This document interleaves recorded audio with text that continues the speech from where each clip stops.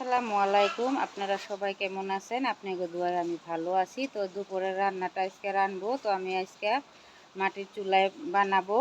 তো দেখেন, এটা হচ্ছে কাতলা মাছের ঝোল বানাইতেছে। আর এটা হইলো ডাঁটা দিয়ে, আলু দিয়ে, শুটকি দিয়ে বানাবো। আর এটা আলু কেটে নেওয়া হয়েছে। এটা হইলো খাসির ভুঁড়ি আছে, ওটা দা ভেজে নিব। ফাইনালি আমার শুটকি মাছ ডাটা দিয়ে যেটা চুষনি বানাইতেছিলাম, তো ওটা হয়ে গেছে। তো ডাটা দিয়ে, শুটকি দিয়ে, আলু দিয়ে এই যে বসে চুষনি বসায় দেওয়া হয়েছে। এই যে দেখেন, এখন কষানো হয়ে গেছে। এখন জল দিয়ে দিব। এই যে দেখেন, আমার রান্নাটা হয়ে গেছে। এটা দেখুন, আলু ভাজা, এটা বলছি ভুড়ি দিয়ে আলু ভাজছি। আর এটা কাতলা মাছের ঝোল বানাচ্ছি।